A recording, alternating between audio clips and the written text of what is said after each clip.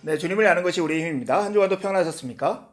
오늘 우리는 우리가 잃어버린 기독교의 심장 완전한 복음, 그중 땅에서 바라본 복음 중 반응에 대해서 함께 살펴볼 시간입니다. 성경의 핵심은 복음이죠. 성경의 모든 기록은 복음을 위한 준비이거나 복음에 대한 선언이거나 복음에 참여입니다. 그럼에도 불구하고 교회에 다니면서 복음을 듣지 못하는 사람이 있다는 것이죠. 그래서 이 책은 1부에서는 땅에서 바라본 복음, 2부에서는 하늘에서 바라본 복음을 설명하고 3부에서는 그 의미와 적용을 나누도록 이 책이 되어 있습니다. 오늘 우리는 땅에서 바라본 복음 중 반응에 대해서 살펴볼 차례입니다. 복음은 반응을 요구하는 강력한 능력이죠. 예수 그리스도는 충격적이고 놀라운 일을 행하셨기에 사람들에게 증오든 열정이든 어떤 반응을 이끌어내셨습니다. 그리스도가 이루신 일에 대하여 중립적인 사람이 있다면 그것은 사실을 제대로 이해하지 못했기 때문입니다. 복음을 듣는 자의 마음은 그리스도께 다가서든 멀어지든 반드시 어느 한 방향으로 움직이게 되어 있습니다. 켄 킬고어 목사가 이렇게 얘기했는데요. 참된 복음의 설교는 늘 마음을 변화시킨다. 그 마음을 깨우기도 하고 더욱 굳히기도 한다. 정말 그렇습니다. 먼저 우리는 믿음과 행위의 관계를 살펴볼 필요가 있습니다. 복음에 대한 합당하고 유일한 반응이 무엇일까요? 믿음일까요? 행위일까요? 오직 믿음뿐입니다. 제사제도의 반복이 이스라엘 백성의 마음을 깨끗하게 하는 방법이나 능력이 아니었듯이 우리의 선한 행위 역시 우리의 마음을 깨끗하게 하는 방법이나 능력이 아닙니다. 우리가 아무리 엄격하게 노력한다고 해도 우리 마음의 완악함과 그 마음 속에 있는 회복 불가능한 깨어짐을 드러낼 뿐입니다. 히브리서 10장 1절은 우리에게 율법이 장차 올 좋은 일의 그림자일 뿐이라고 말합니다. 진흙과 얼음, 쪼개짐과 상처는 복음의 능력을 우리에게 잘 보여줍니다. 저자는 하나님의 은혜와 긍휼의 빛이 자신 안에서 일으킨 변화를 이렇게 소개해요. 나는 모든 것이 어떻게 작동하고 서로 어떻게 어울리는지, 하나님이 왜 이런저런 말씀을 하셨는지를 알아내야만 했다.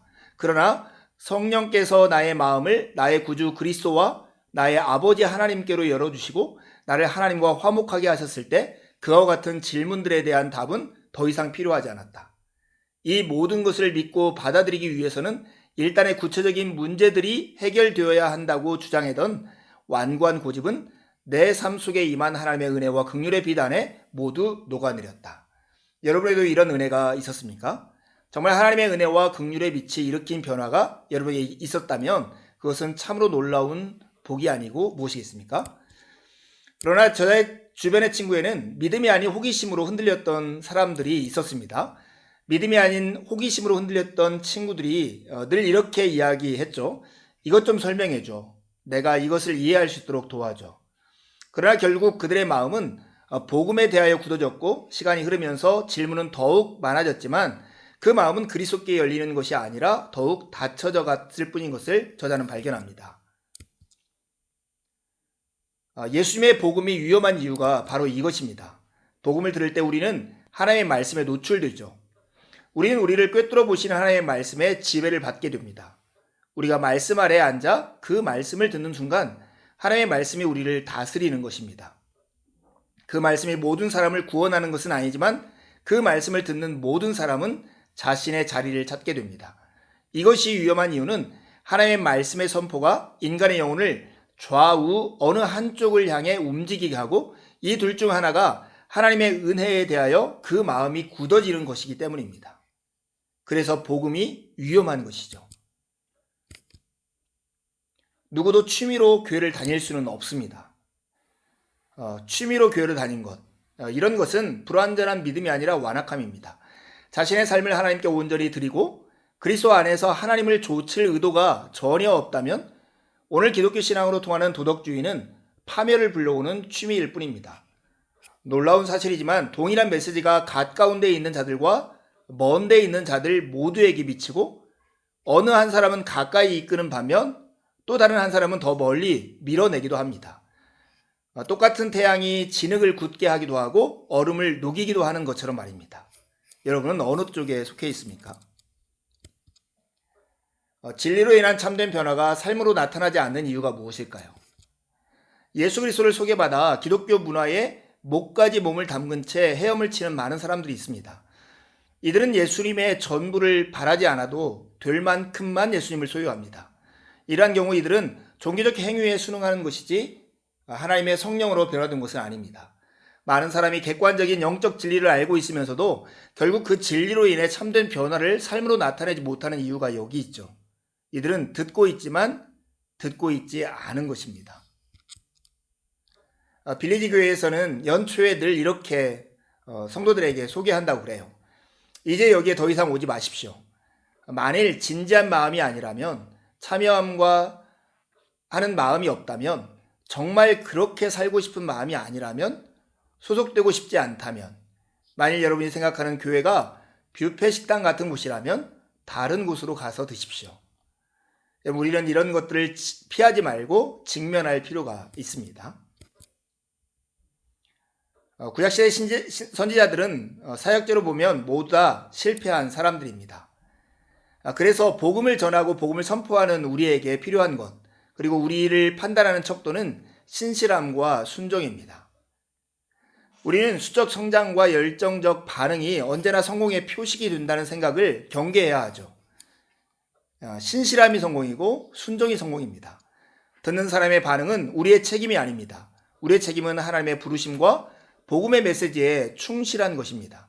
듣는 사람의 반응은 듣는 사람의 책임입니다.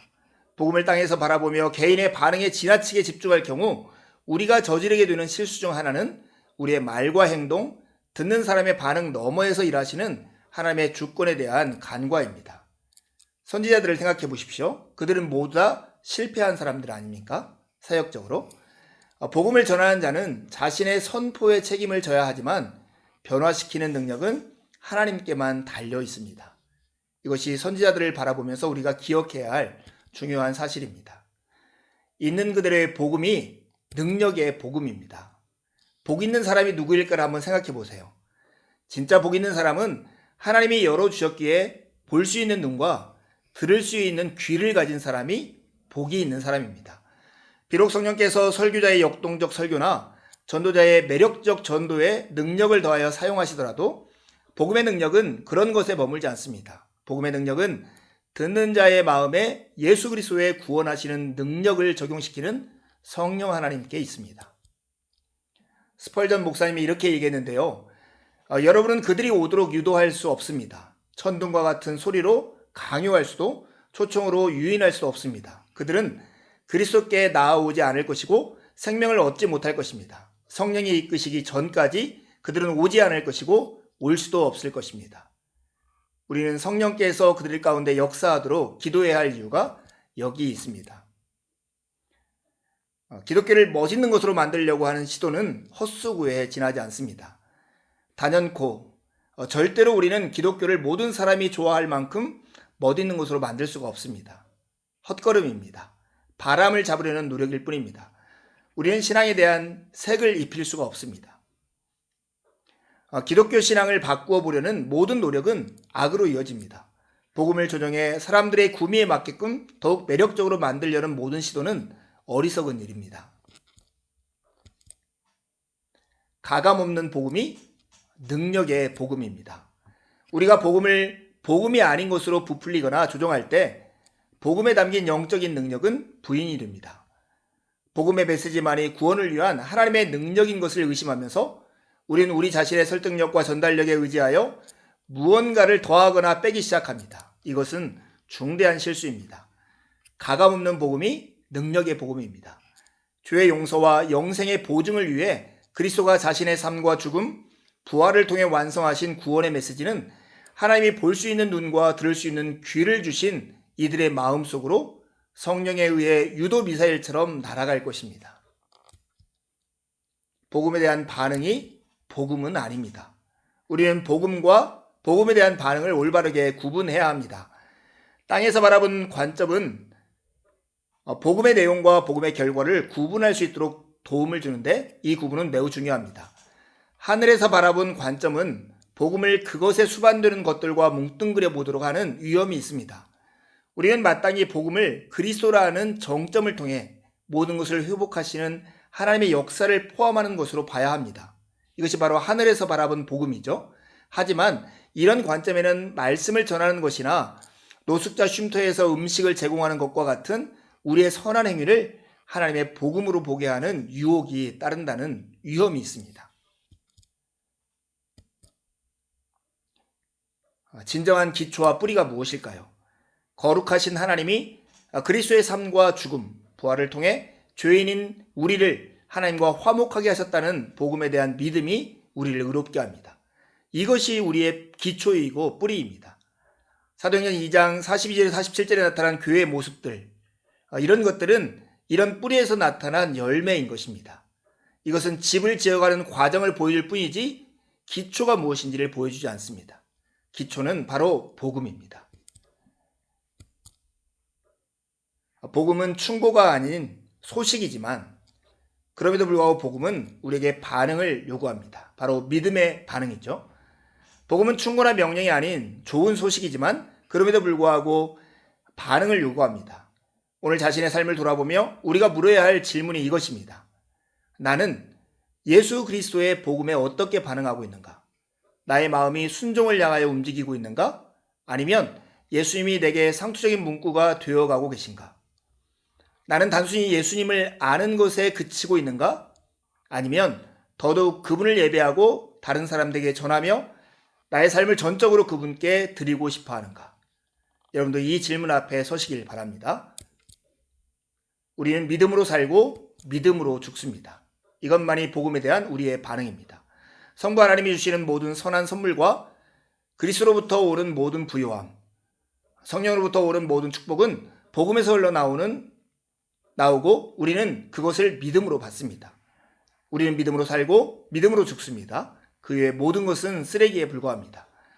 심지어 의로운 행위도 믿음으로 한 것이 아니면 자기 의의 행위로서 더러운 옷일 뿐입니다. 변화될 수 없는, 변경할 수 없는 복된 소식인 복음 앞에 믿음으로 반응하는 우리 모두가 되기를 간절히 소망합니다. 두 가지 질문하고 이 과를 마치려 합니다. 복음은 충고나 명령이 아니고 좋은 소식입니다. 그럼에도 반응을 요구합니다. 그 반응은 무엇입니까? 두 번째 질문인데요. 복음으로 인한 참된 변화가 당신의 삶에 나타나고 있습니까? 혹여 그렇지 않다면 왜 그렇게 되었습니까? 한 주간도 주님의 은혜를 의지해 살고 복된 주일에 함께 만나 기쁨으로 주님을 예배하시죠. 감사합니다.